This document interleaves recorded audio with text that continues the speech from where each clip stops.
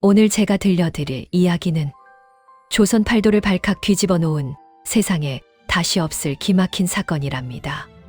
힘이 얼마나 센지 황소연아리도 거뜬하다는 머슴 총각이 있었는데요. 이 총각이 어느 날 아침에 눈을 번쩍 떠보니까 이게 웬일이에요. 자기가 자던 데가 아니라 동네 부잣집 과부마님 댁 행랑채란 말이지요. 아니, 내가 왜 여기 있는 게요? 이 황당한 사건의 전말이 뭔지 궁금하시죠? 과부마님은 왜 멀쩡한 남의 머슴을 밤중에 납치를 한 것이며 그 순박하고 눈치 없는 머슴 총각은 대체 어찌 되었을까요? 오늘 이 이야기 끝까지 들으시면요. 배꼽이 빠지도록 웃으시다가 마지막엔 눈물이 핑 도실 거예요. 구독, 좋아요 부탁드립니다. 때는 조선 중엽이었습니다요. 경기도 여주 근방에 자리 잡은 아담한 고을 솔티 마을에는요. 해마다 봄이 되면 어김없이 한 가지 소문이 돌았다지요. 돌쇠 왔다. 돌쇠가 이번 봄에도 왔대요. 여기서 말하는 돌쇠라는 자가 누구냐 하면요. 이 근방 마을에서 모르는 사람이 없는 유명한 머슴 총각이었습니다. 이름은 최돌쇠, 나이는 26살 팔팔한 총각이었지요. 키가 얼마나 크냐고요? 장승 2개를 쌓아놓아도 이 사람 어깨에 미칠까 말까 할 정도였다더라고요.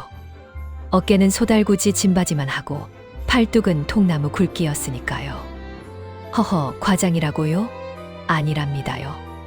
이 돌쇠가 하도 힘이 세다 보니 논 가는 것도 혼자서 두마지기를 해치우고 물레방아 돌덩이가 걸려서 못 돌아가면 이 사람이 딱 한 번 쾅 쳐주면 그냥 돌아가는 거예요.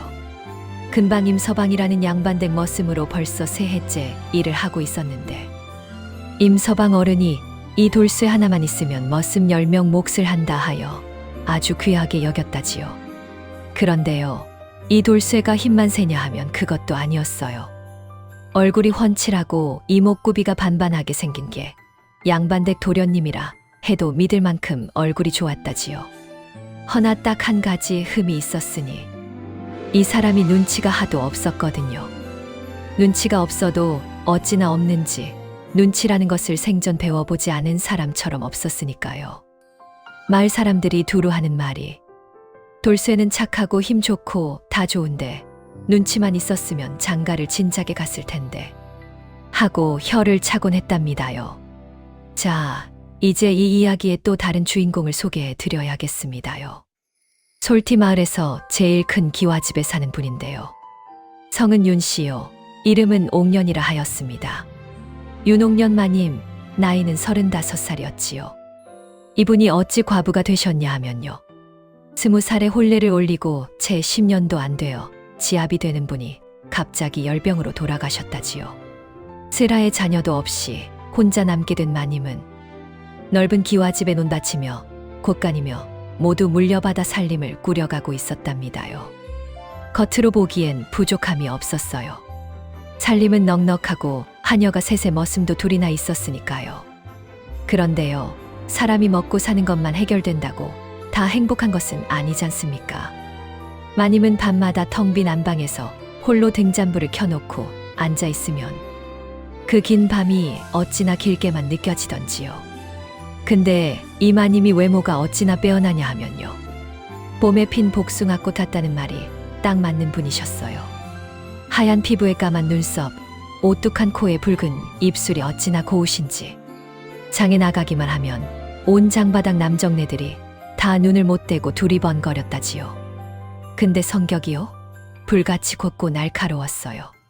함부로 대하는 사람에게는 칼같이 날이 서는 분이었으니까요. 그래서 마을 사람들은 마님을 가시 돋친 복숭아꽃이라 불렀다지요. 자, 드디어 2 사람이 처음으로 만나는 날이 왔습니다요. 때는 봄이 막 무르익은 4월 초순이었어요. 옥년 마님 댁 행랑채 지붕이 겨우내 눈을 맞으며 기와가 들뜨고 말았는지 군데군데 빗물이 새기 시작했다지요. 마님이 이를 보고는 수리를 하라 하였는데 마침 자기 댁 머슴 2이 모내기 철일이 바빠 손을 못 쓰겠거든요. 그래서 인근에 지붕 수리를 잘한다는 사람을 수소문했더니 돌쇠한테 부탁하면 하루 만에 끝냅니다요. 하는 것이었습니다요. 임서방네 돌쇠 말이지요.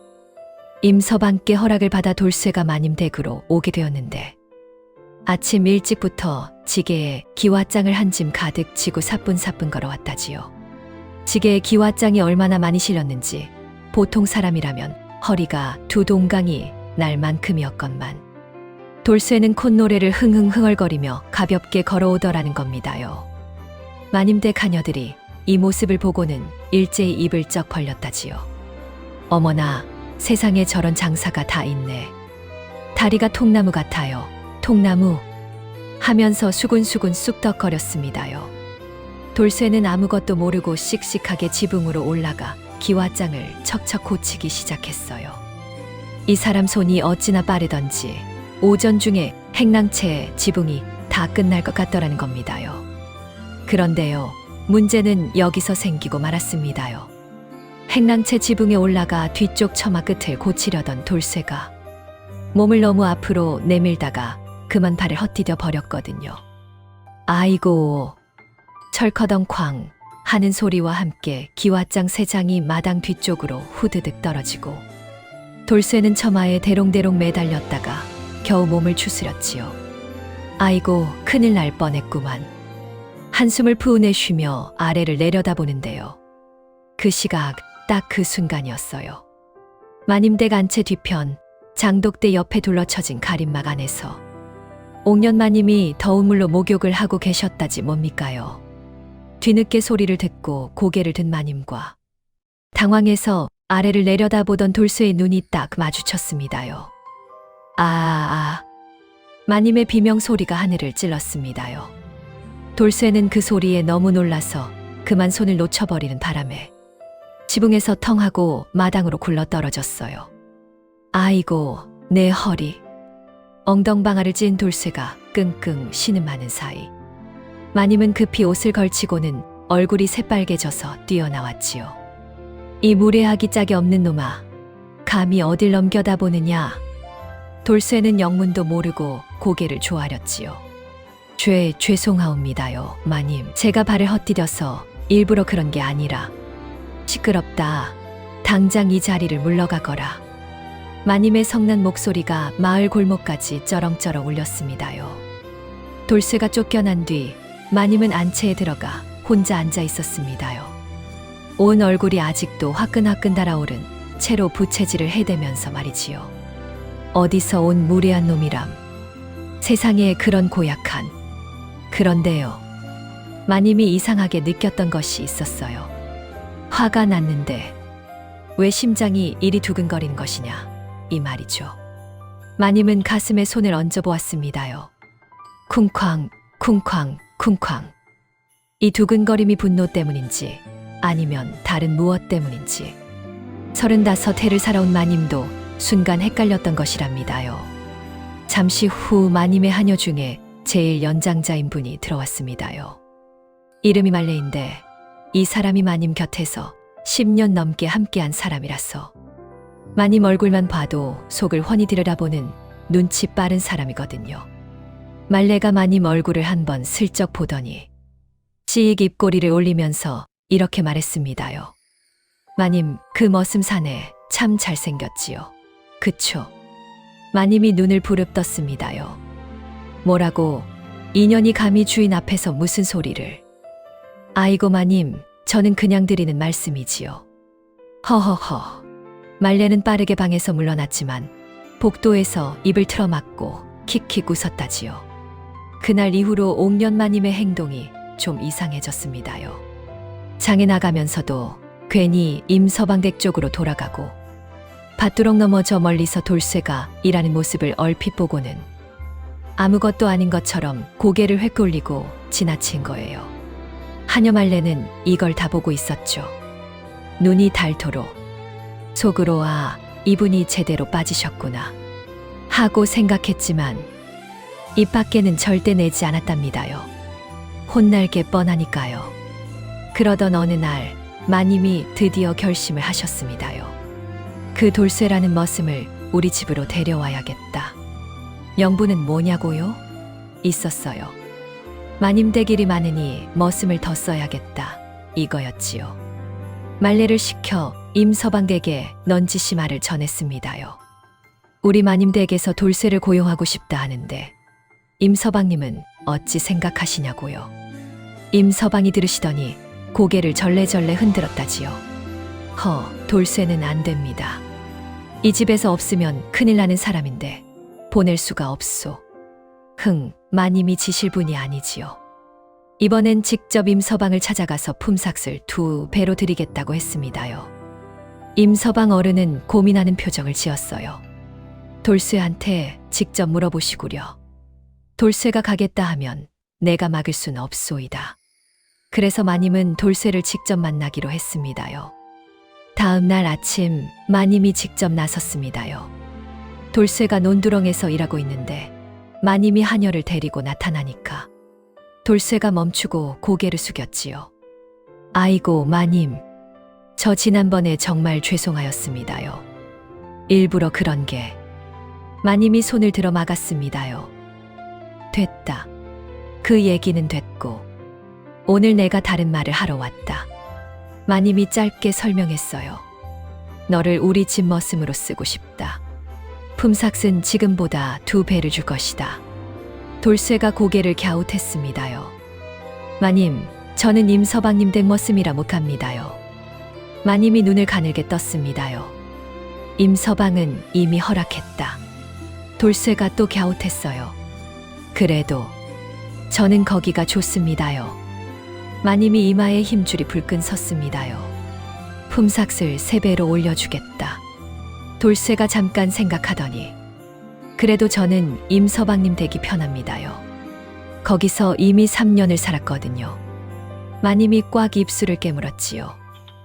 이 돌대가리 같은 놈이 속으로만 하신 말이었는지 밖으로 나온 말이었는지는 알 수가 없었지만요. 어쨌든 마님은 발을 구르며 돌아섰다지요. 돌쇠는 마님이 화가 난 이유를 도통 모르겠다는 표정으로 그저 멀뚱멀뚱 서 있었답니다요. 이러니 눈치 없다는 소리를 듣지요. 마님이 돌아와서 방에 들어 누웠습니다요. 왜 저런 돌대가리가 세상에 있는 것이냐. 말레가 눈치를 보며 살그머니 들어왔지요. 마님, 아무래도 그냥은 안 되겠는데요. 마님이 천장을 보며 대답했어요. 그러게 말이다. 말레가 목소리를 낮추었습니다요. 제게 좋은 생각이 하나 있습니다요, 마님. 마님이 벌떡 일어나 앉았지요. 무엇이냐? 말레가 빙그레 웃으며 귀에 대고 소곤소곤 이야기를 했습니다요. 마님의 눈이 점점 커지더니 결국 피식 웃음이 새어나왔습니다요. 말레야, 내 인연이 생각보다 꽤가 있구나. 마님, 평생 마님 곁에서 살았는거려. 마님 성정을 제가 모르겠습니까? 하녀 둘이 더 둘러서 작전 회의가 시작되었습니다요. 셋이 머리를 맞대고 수군수군. 계획은 이러했습니다요. 장날에 돌쇠가 장에 나올 것을 알고 있으니 장에서 돌아오는 길에 막걸리 한 사발을 대접하되 그 안에 아주 깊이 잠들게 하는 약재를 조금 파는 것이었지요. 그리고 나서 마님댁 행랑채에 고이 모셔다가 놓으면 아침에 눈을 뜰 때 이미 마님댁 식구가 되어 있는 것 아니겠냐는 계략이었습니다요. 그게 될까요? 하고 어린 하녀 복순이가 물었지요. 안 될 것도 없지. 자다가 일어나 보면 어디 있는지 알겠냐? 말레가 답했습니다요. 마님은 가슴이 두근거리는 것을 느끼면서도 여기서 빠질 분이 아니었어요. 좋다. 그렇게 하자. 허나 한편으로는 스스로에게도 솔직하지 못한 채였지요. 체면 때문에 내가 저 사람이 좋다는 말을 못하고 있구나 하는 것을요. 장날이 왔습니다요. 돌쇠는 임서방댁 심부름으로 장에 나왔어요. 콩이며 된장이며 살 것들을 사서 지게에 잔뜩 짊어지고 돌아가는 길이었지요. 때마침 길목에서 말레가 나타났습니다요. 어이구, 돌쇠 총각 아니신가요? 이 더운 날씨에 수고가 많으시구먼. 아, 예. 말레씨 아니요. 별일 없으시오? 별일은요. 마침 잘 됐다. 우리 마님이 돌쇠 총각한테 미안한 마음도 있고 해서 막걸리 한 사발 대접하라 하셨어요. 이리 오세요. 돌쇠가 머뭇거렸어요. 아이고, 괜찮습니다요. 저는 빨리 돌아가야 해서. 말레가 팔을 잡았습니다요. 에이, 한 잔만이요. 마님이 서운해하시면 어쩌려고. 돌쇠가 고민하다가 결국 따라갔지요. 장 한쪽 주막 형상에 앉아서 말레가 건네는 막걸리 한 사발을 받아들었습니다요. 막걸리 향이 구수하게 코를 찌르더라고요. 돌쇠는 그만 꿀꺽꿀꺽 다 마셔버렸지요. 한 사발도 모자라 두 사발을 더 권하기에 또 마셨어요. 원래 술을 좀 즐기는 편이기도 했거든요.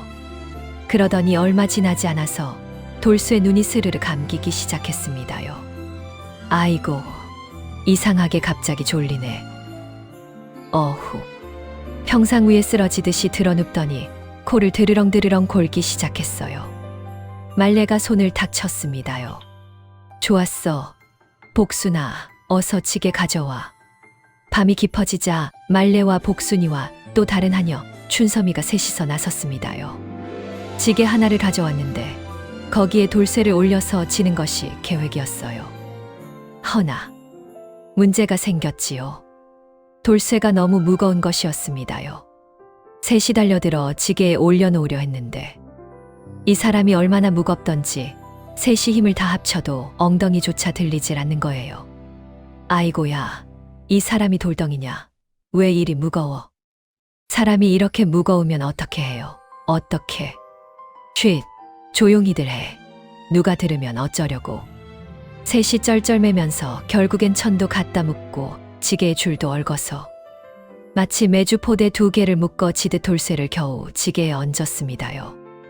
말레가 지게를 지려다 으아 하고 주저앉았지요.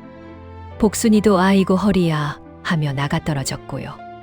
결국 셋이서 조금씩 밀고 끌고 굴려서 수레에 싣다시피 해서 마님 댁까지 옮겼다지요. 그것도 자그마치 2시경이나 걸렸다더라고요. 마님은 방 안에서 기다리다 지쳐서 문을 열고 내다봤습니다요. 이것들이 왜 이리 늦는 거야? 그런데 딱 보니 셋이 털썩털썩 쓰러져 있고 행랑채 마루 위에 돌쇠가 대자로 드러누워 드르렁드르렁 코를 골고 있는 것이었습니다요. 마님이 이 광경을 보고 처음엔 피식, 그 다음엔 킥킥, 결국엔 큰 소리로 웃어버렸습니다요. 이분이 이렇게 우는 모습을 마을 사람들이 보면 기절했을 거예요. 다음 날 아침 새소리가 지저귀고 닭이 꽃기어 울었습니다요. 돌쇠가 천천히 눈을 떴어요. 천장을 올려다보면서 잠깐 멍하니 있다가 뭔가 이상했지요. 자기가 자던 임서방댁 사랑채 천장이 아닌 거예요. 벌떡 일어났습니다요. 주위를 두리번 낯선 행랑채. 문을 열고 밖을 내다보니 낯선 마당에 낯선 기와집이 눈앞에 있는 거예요. 이게 어디야? 그때 안채 쪽에서 하녀 말레가 찻잔을 받쳐 들고 나오면서 싱글벙글 웃었습니다요. 어이구, 잘 주무셨어요? 총각 양반. 돌쇠가 눈을 비비며 말했지요. 말레씨, 이게 어디요? 내가 왜 여기 있소? 말레가 태연하게 대답했어요. 우리 마님 댁이지요. 오늘부터 여기서 일하시면 되거든요. 돌쇠가 입을 쩍 벌렸습니다요. 예, 그게 무슨 말씀이요? 아이, 간밤에 임서방님도 허락하셨잖아요. 다 얘기가 됐거든요. 거짓말이었지요. 물론 돌쇠는 어리둥절 멍하니 서서 자기 손을 내려다봤습니다요. 내가 술을 마셨는데 그 다음에 기억이. 그 순간 안채에서 마님이 나왔습니다요. 아침 햇살을 받아 하얀 적삼 차림으로 마당을 가로질러 나오는데 그 모습이 어찌나 환하고 아름다운지 돌쇠가 잠깐 눈을 깜빡였지요. 마님이 돌쇠를 보더니 짧고 단호하게 말씀하셨습니다요. 오늘부터 우리 집 머슴이다. 이해 없느냐? 돌쇠가 우물쭈물했어요. 저는 이의가 있는데요. 마님이 눈썹을 축혀 올렸습니다요. 뭐라고? 돌쇠가 작은 소리로 말했지요. 없습니다요. 결국 이렇게 돌쇠는 옥년 마님 댁 머슴이 되어 버렸습니다요. 아침을 먹고 나서 돌쇠는 조심스럽게 마님께 여쭤봤습니다요. 마님, 임서방님 댁에 가서 짐이라도 가져와야 하지 않겠습니까요? 마님이 잠깐 생각하더니 말했지요. 그래라. 허나 오늘 안으로 돌아오너라. 마치 임서방 어른이 정말 허락을 한 것처럼 마님이 당당하게 말씀하셨는데요. 돌쇠가 임서방 댁에 가서 영문을 설명하니 임서방 어른이 처음엔 어이없어 하셨지요. 아니, 이 돌쇠야. 내가 왜 거기 있었던 것이냐? 돌쇠가 솔직하게 말했습니다요. 저도 모르겠습니다요. 막걸리를 마셨는데 눈을 뜨고 보니 거기 있었습니다요. 임서방 어른이 한참 탄식하시더니 옥년 마님이 그렇게 하셨다면 뭐 할 수 없지. 그 댁 살림도 사람이 필요하긴 할 테니. 임서방 어른이 돌쇠를 보내주셨는데요. 사실 임서방 어른도 옥년 마님이 무슨 마음인지 짐작을 못하신 것은 아니었습니다요. 그저 모른 척 하신 거지요. 인지상정이 있으신 분이라서. 돌쇠는 자기 보따리 하나를 등에 지고 마님 댁으로 돌아왔습니다요. 발걸음이 어쩐지 이상하게 가벼웠다지요. 그 이유는 돌쇠 자신도 잘 몰랐고요. 돌쇠가 마님 댁에서 일을 시작했습니다요. 이 사람 일 솜씨는 역시 소문대로였어요. 아침에 곳간 쌓인 나무를 패는데 도끼가 번쩍번쩍. 그 다음엔 우물에서 물을 길어 독독이 가득 채워 넣고 무너진 담장돌을 싸는 것도 척척. 마님 댁 사람들이 입을 다물지 못했지요. 하녀 복순이가 주방에서 나오다 돌쇠가 일하는 모습을 보고 그만 들고 있던 그릇을 떨어뜨릴 뻔했다지요. 어머나, 저 팔뚝 좀 봐요. 세상에. 말레가 복순이 등을 쿡 찔렀습니다요. 그만 봐. 마님이 보시면 야단난다. 마님은 안채 마루에 앉아서 바느질을 하고 있었는데요. 두 눈이 자꾸만 마당 쪽으로 가는 것을 애써 다잡으며 바늘에 손을 찔렀습니다요. 아야. 마님이 작게 외치고는 얼른 손가락을 입에 물었지요. 그러면서 스스로에게 중얼거렸습니다요. 집중을 해라, 옥년아. 집중을. 그런데요, 이 조용한 솔티 마을의 소문이 얼마나 빨리 퍼지는지 아십니까? 돌쇠가 마님 댁으로 넘어갔다는 소식이 하루 만에 온 마을에 퍼졌습니다요. 장터 어귀에 모인 아낙네들이 쫑알쫑알 이야기를 나눴지요. 들었어요? 윤마님 댁에 돌쇠 총각이 들어갔다지요. 알지요, 알아. 근데 마님이 직접 스카우트했다고 하더라고요. 그게 아니라 밤중에 데려다 놨다는 소문이 있던데요. 세상에, 정말요? 아이고, 마님이 그렇게 대담한 분이셨나.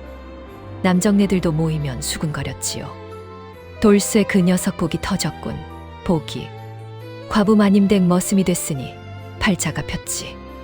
그게 팔자 펴는 건지 어떤 건지 모르지. 마님 성격이 칼 같다는데 온 마을에 소문이 돌기 시작하자 문제는 여기서 생겼습니다요. 소문을 들으면 절대 가만히 있을 수 없는 분이 한 분 계셨거든요. 바로 옥년 마님의 시어머니 갑돌 영감님 댁 노마님이셨습니다요. 시어머니 김씨 노마님은 같은 마을 아랫동네에 살고 계셨는데요. 며느리인 옥년이 혼자 살게 된 뒤로도 간간히 들여다보시는 분이었습니다요. 노마님이 소문을 들으시더니 지팡이를 짚고 벌떡 일어나셨지요. 뭐라고? 옥년이가 총각 머슴을 들였다고? 네, 노마님. 소문이 자자합니다요. 그게 무슨 망측한 일이냐. 과부가 젊은 총각 머슴을 쓰다니. 노마님이 지팡이를 탁탁 치며 옥년 마님 댁으로 쳐들어오셨습니다요. 마님이 소식을 미리 듣고 마당에 나가 마중을 나왔지요. 어머님, 오셨습니까요? 그래, 내가 왔다. 이년아, 소문이 뭐 이렇게 나돌아? 어머님, 일 잘하는 머슴을 쓰는 것이 무슨 문제가 있습니까요? 과부가 젊은 총각을 쓰면 문제가 있지. 세상 사람들이 뭐라 하겠냐. 노마님과 마님이 마당에서 맞붙었습니다요. 한 분은 지팡이로 땅을 쾅쾅, 한 분은 두 손을 모으고 반박을 하고 마침 그 시각 돌쇠는 뒷마당에서 장작을 패고 있었는데 이 소란 소리를 들으면서도 그냥 묵묵히 계속 도끼질을 했습니다요. 쩍, 쩍, 쩍. 말레가 살그머니 와서 돌쇠 귀에 대고 속삭였지요. 총각, 잠깐 자리 피해요. 노마님 열받으시면 저 지팡이가 날아다닌다고. 돌쇠가 고개를 끄덕이며 장작을 들고 곳간 쪽으로 슬그머니 사라졌습니다요. 노마님과 마님의 실랑이가 한참 이어졌습니다요. 노마님이 말씀하셨지요. 당장 그 총각 머슴을 내보내거라. 남의 입방아에 오르내리면 집안 망신이다. 마님이 고개를 들었습니다요. 눈에 그 특유의 불꽃이 살짝 일었지요. 어머님, 들으십시오. 저는 지아비를 열해 전에 잃고 이 집에서 혼자 살았습니다요. 집안 살림을 위해 일꾼이 필요한 것은 어머님도 아시지 않습니까요?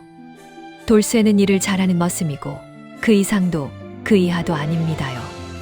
노마님이 코웃음을 치셨지요. 그 이상도 그 이하도 아니라고.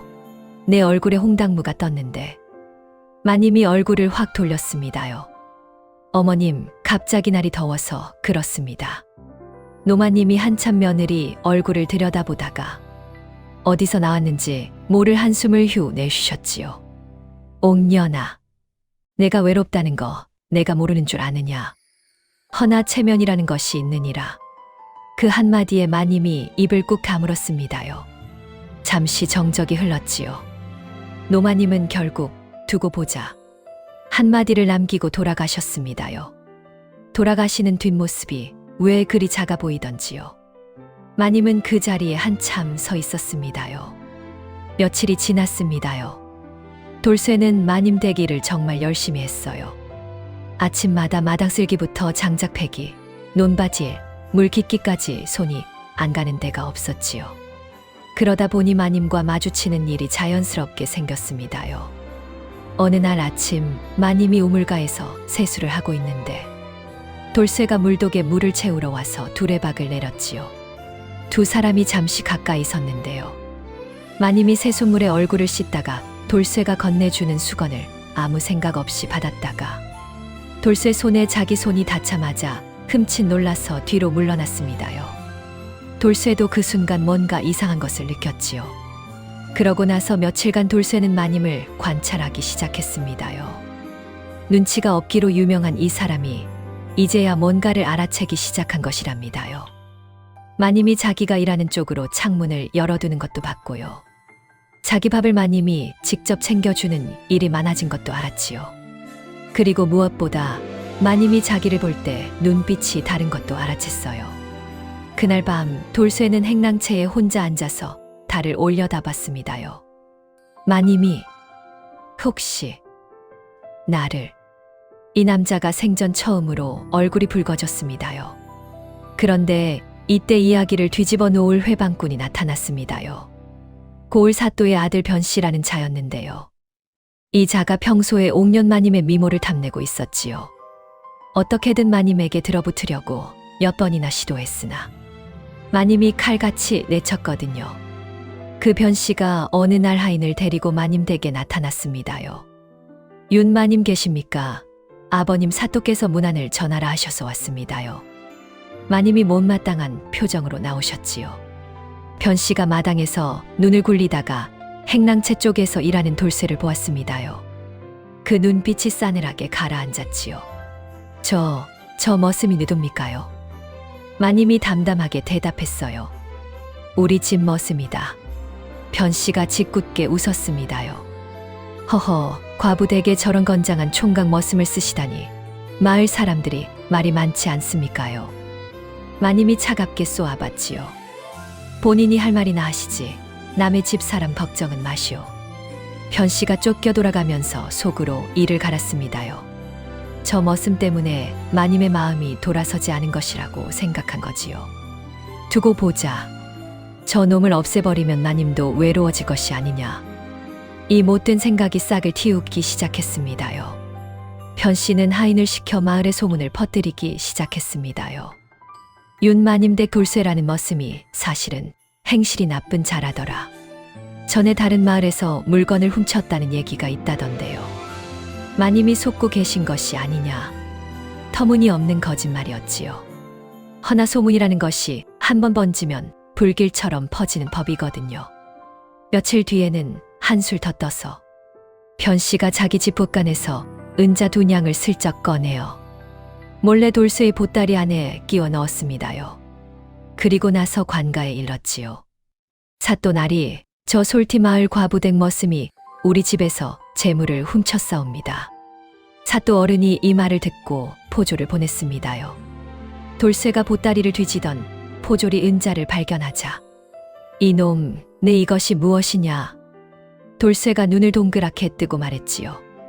그게 뭔지 저도 모릅니다요. 거기 왜 있는지. 시끄럽다. 당장 포도청구 가자. 포졸 둘이 돌쇠를 붙잡으려 했지만요. 돌쇠가 힘이 워낙 세다 보니 포졸 넷이 달려들어도 끄떡이 없었지요. 허나 돌쇠는 반항을 하지 않았어요. 저는 아무것도 한 게 없습니다요. 관가에서 가겠습니다요. 이 소식이 마님 귀에 들어갔습니다요. 마님은 이 소식을 듣자마자 안색이 하얗게 변했습니다요. 말레가 떨면서 이야기를 전했지요. 마님, 돌쇠가 포도청에 끌려갈 것 같습니다요. 변서방이 고자질을 했다고. 마님이 자리에서 벌떡 일어났습니다요. 속에서 뭔가 단단한 것이 확 올라오는 느낌이었지요. 그동안 마님이 스스로에게도 솔직하지 못했던 그 마음이 이 순간만큼은 숨길 수가 없었습니다요. 말레야. 네, 마님. 내가 직접 사또 어른께 가겠다. 말레가 깜짝 놀랐어요. 마님이 직접요. 그러면 사람들이 뭐라 하겠습니까요? 마님이 말레를 똑바로 쳐다봤습니다요. 그 눈빛에 말레가 잠잠해졌지요. 사람들 말이 두려워서 옳은 일을 못하면 그게 산 것이냐. 마님이 외출 채비를 했습니다요. 곱게 쪽을 쥐고 옷매무새를 바로잡고는 당당하게 대문을 나섰지요. 마을 사람들이 이 모습을 보고 수군수군했지만 마님은 고개를 꼿꼿이 들고 걸었습니다요. 관가 앞에 도착한 마님이 문지기에게 말했습니다요. 윤마님이 사또 어른께 면담을 청하러 왔다. 전하여라. 문지기가 안으로 들어갔다가 나오더니 들어오시라 하십니다. 했지요. 마님이 사또 앞에 섰습니다요. 사또가 마님을 보고 가볍게 놀란 기색이었지만 점잖게 물었지요. 윤마님이 무슨 일로 여기까지 오셨소? 마님이 차분하되 단호하게 말씀하셨습니다요. 저희 집 머슴 최돌쇠가 재물을 훔쳤다는 고발이 들어왔다 하는데요. 사또 어른, 그것은 모함입니다요. 변씨 댁 도련님이 돌쇠를 없애려고 꾸민 일이옵니다. 사또가 눈썹을 치켜 올렸지요. 근거가 있소. 마님이 품에서 뭔가를 꺼냈습니다요. 그것은 마님이 새벽에 마을 사람 3명에게서 받아온 것이었는데요. 변씨 하인이 돌쇠 보따리 근처에 얼쩡거리는 것을 봤다는 증언을 받아온 것이었습니다요. 이 마을에서 사는 사람 3분이 직접 보셨습니다요. 사또 어른, 사람 하나의 억울함을 풀어주시는 것도 어른의 도리가 아닐런지요. 사또가 한참 마님을 바라보다가 변씨를 불러 이 증언을 들이밀었지요. 변씨의 얼굴이 하얗게 질렸습니다요. 변씨는 버텼습니다요. 아, 그건 제가 잘못 본 것이고 제 하인이 무슨 이유로 거기를. 그건 마님이 오해하신 것이옵니다. 그런데 이때 사또가 변씨 하인을 따로 불러 물었더니 이 하인이 벌벌 떨다가 결국 사실을 다 털어놓고 말았습니다요. 도련님이 시켜서 한 일이옵니다요. 저는 그냥 시킨 대로. 사또가 이 말을 짚었지요. 한숨을 길게 내쉬더니 아들 변씨를 노려봤습니다요. 이놈 무고죄가 얼마나 무거운 죄인지 모르느냐. 변씨가 바닥에 납작 엎드렸습니다요. 아버님, 제가 잘못했습니다. 한 번만 용서해 주시옵소서. 사또가 아들이기에 엄하게 꾸짖되 형벌은 면하게 했지만요. 마을에서 석 달간 봉사활동을 하게 하고 엄히 경고했지요. 그리고 돌쇠는 무죄로 석방되었습니다요. 관가마당에서 돌쇠가 걸어 나오는데 마님이 대문 밖에서 기다리고 있었지요. 돌쇠가 마님을 보았습니다요. 마님이 마님인데 눈이 좀 빨갰더라고요. 아마 아침부터 걱정을 많이 하셨던 모양이지요. 돌쇠가 천천히 걸어와서 마님 앞에 섰습니다요. 마님, 와 주셨습니까요? 마님이 고개를 돌렸지요. 내 집 머슴이 억울한 일을 당했으면 주인이 나서는 것이 당연하지 않느냐. 돌쇠가 잠깐 그 옆모습을 바라봤습니다요. 그리고는 허리를 깊이 숙여 인사했지요. 감사합니다요, 마님. 마님이 눈을 살짝 적시더니 확 닦아버리고는 됐다. 어서 가자. 하며 앞서 걸었습니다요. 돌쇠가 그 뒤를 따라 걸었는데요. 가는 내내 마음속에 따뜻하고 묵직한 뭔가가 차오르는 것을 느꼈지요. 그리고 이날 돌쇠는 처음으로 마님을 온전히 바라보게 되었답니다요. 머슴이 주인을 보는 눈이 아니라 사람이 사람을 보는 눈으로. 그날 저녁이었습니다요. 마님이 마루에 혼자 앉아 달을 바라보고 있었지요. 돌쇠가 조심스럽게 마루 아래 섰습니다요. 마님, 드릴 말씀이 있는데요. 마님이 고개를 돌리지 않고 대답했어요. 말해보거라. 돌쇠가 두 손을 모으고 천천히 말했지요. 저는 눈치가 없어서 세상을 늦게 알거든요. 허나 이것 하나는 이제 알았습니다요. 마님이 저를 이 집에 데려온 것이 일 때문만이 아니라는 것을요.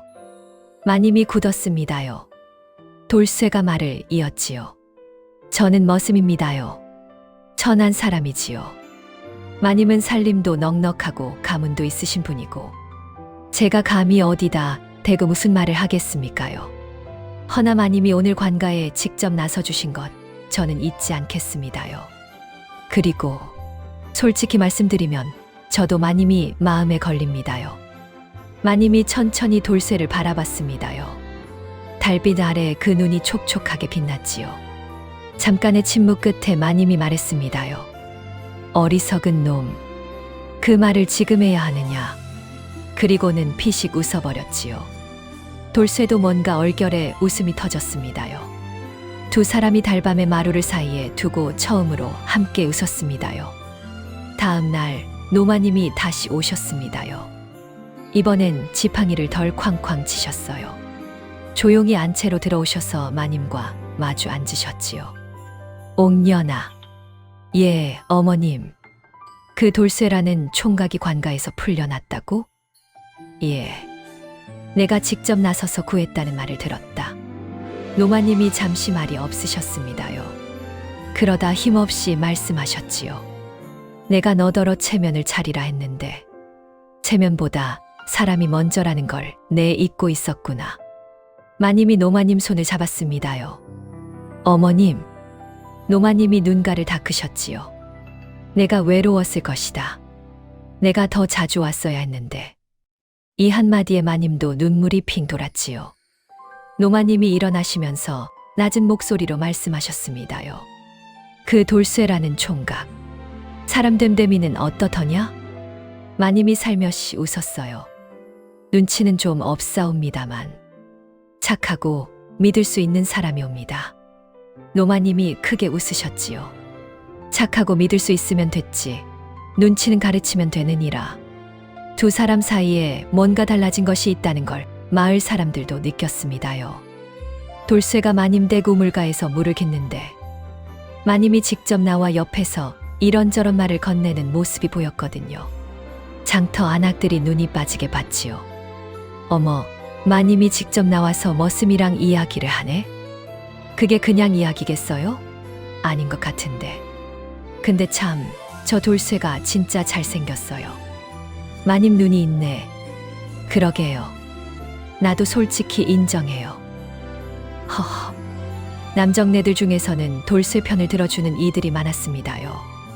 어차피 과부마님도 젊은 분이고 돌쇠도 사람 됨됨이 있는 총각인데 신분, 그게 뭐 대수냐. 사람이 살면서 정이 제일이지. 나 같아도 그 마님이면 고생스럽게 살진 않겠다. 물론 못마땅하게 보는 사람들도 있었지요. 허나 변씨가 모함을 했다가 들통이 나면서 오히려 돌쇠에 대한 마을 사람들의 시선은 훨씬 따뜻해졌습니다요. 어느 날 임서방 어른이 마님 댁을 방문하셨습니다요. 임서방 어른이 돌쇠를 보내준 분이기도 했고 돌쇠를 오래 아껴온 분이기도 했으니까요. 임서방 어른이 마님을 뵙고 넌지시 말씀하셨지요.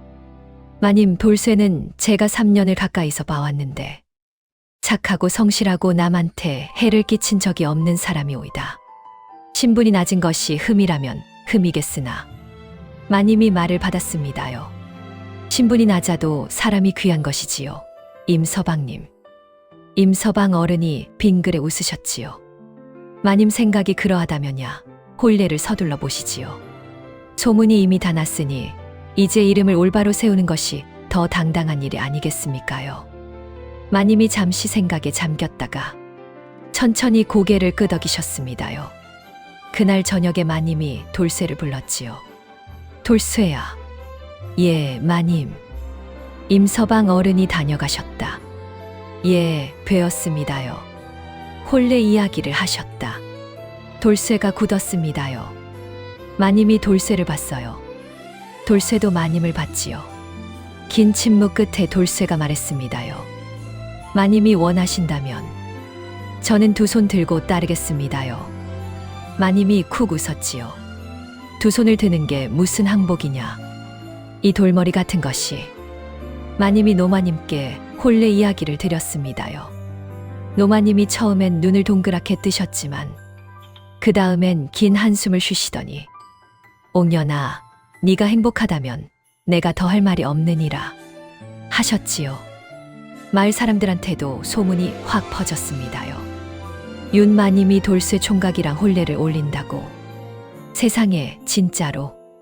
어머나, 그럼 돌쇠가 이제 머슴이 아니라 서방님이 되는 거잖아요. 온 마을이 떠들썩했지요. 혼례 준비가 시작되었습니다요. 말레가 제일 바빴어요. 아이고, 내가 살면서 이런 혼례 준비를 하게 될 줄이야. 기쁜 일이잖아요. 말레 언니. 기쁘고 바쁘지. 근데 마님 웃는 얼굴 처음 제대로 보는 것 같아서 나도 자꾸 눈물이 나잖아. 복순이도 춘섬이도 콧등이 빨개졌지요. 돌쇠는 새 옷을 맞추었습니다요. 솔티마을 포목점 아저씨가 돌쇠 치수를 재면서 혀를 찼지요. 어디서 이런 장정이 다 있담. 배가 3배는 들겠네. 혼례 날이 밝았습니다요. 5월 초하루 햇살이 눈부시게 따사로운 날이었어요. 마당에 솔가지를 꽂은 홍살문이 서고 뜰 앞에 청웅의 비단이 나부꼈습니다요. 마을 사람들이 구름처럼 몰려왔지요. 마님이 혼례 채비를 하셨습니다요. 붉은 원삼의 족두리를 쓰시니 어찌나 아름다운지. 말레가 눈물을 흘리면서 아이고 마님, 일이 예쁘신걸 왜 이제야 혼례를 올리십니까? 했지요. 돌쇠는 새 도포를 입었는데요. 이 사람이 새 옷을 입으니까 완전히 다른 사람 같더라는 거예요. 장수가 무장을 한 것 같다는 소리까지 나왔지요. 노마님이 오셔서 돌쇠 앞에 서시더니 지팡이로 땅을 한번 콕 짚으시고 옥년이 행복하게 해주거라. 알겠느냐? 하셨습니다요. 돌쇠가 깊이 허리를 숙였지요. 제 목숨이 다하는 날까지 마님을 지키겠습니다요, 어머님. 노마님이 눈을 빨갛게 물들이시더니 획 돌아서서 손수건으로 눈을 닦으셨습니다요. 혼례식이 시작되었습니다요. 두 사람이 서로를 마주보고 섰을 때 마님의 눈에 눈물이 맺혔지요. 열해의 외로움이, 긴 밤의 적막함이 이 순간 모두 녹아내리는 듯 하더라는 겁니다요. 돌쇠도 눈이 촉촉해졌습니다요. 눈치는 없어도 이 순간만큼은 모든 것을 다 알고 있었지요. 두 사람이 절을 올리고 서로 술잔을 나누었습니다요. 마을 사람들이 박수를 쳤지요. 말레는 대놓고 엉엉 울었어요. 복순이도 춘섬이도 따라 울었습니다요. 임서방 어른은 가슴을 쓸어내리며 흐뭇하게 웃으셨지요. 그리고 노마님은 지팡이를 들고 하늘을 향해 들어 보이셨습니다요. 마치 저 하늘에 먼저 가신 아들에게 알리는 것처럼. 이 이야기는 솔티 마을에서 오래오래 전해졌습니다요. 신분의 차이를 뛰어넘은 사랑, 체면보다 마음을 택한 과부마님, 눈치는 없어도 진심 하나만은 최고였던 머슴 돌쇠. 그리고 그 두 사람이 함께한 오랜 세월은 마을에서 제일 행복한 집으로 오래도록 기억되었답니다요. 어느 해 봄날 마을 아이들이 마님 대굴타리 너머로 들여다보면 마당에서 돌쇠가 장작을 패고 마님이 마루에서 바느질을 하다가 두 사람이 눈이 마주치면 그냥 빙긋 웃곤 했다지요. 말없이도 설명 없이도 두 사람 사이에 오가는 그 웃음이 전부였답니다요. 사랑이 그런 것이지요. 오늘 이야기 어떠셨습니까요? 눈치 없는 머슴 돌쇠와 가시 돋친 복숭아꽃 같던 옥년 마님의 사랑 이야기. 즐겁게 들으셨기를 바랍니다요. 여러분도 살아오신 세월 속에 이런 아찔한 인연 하나쯤은 있으시지 않나요? 눈치 없는 사람이 오히려 진심이 더 깊더라는 것. 살다 보면 한 번쯤은 느껴보셨을 것 같습니다요. 이 이야기가 마음에 드셨다면요. 아래 좋아요, 빨간 하트 한 번씩 꼭 눌러주시고요. 아직 구독을 안 하신 분들은 지금 바로 빨간 구독 버튼 눌러주시면 참 좋겠습니다요. 그리고 댓글에다가요. 돌쇠 같은 사람 있으면 저도 납치하겠어요 하고 써주시면 제가 너무 행복할 것 같습니다요. 여러분의 댓글 하나하나가 이 이야기를 더 많은 분들께 전할 수 있는 힘이 된다는 것 잊지 말아주세요. 다음 이야기도 이 못지않게 재밌는 야담으로 찾아오겠습니다요. 그때까지 건강하게 잘 지내 계세요. 오늘도 들어주셔서 정말 고맙습니다요.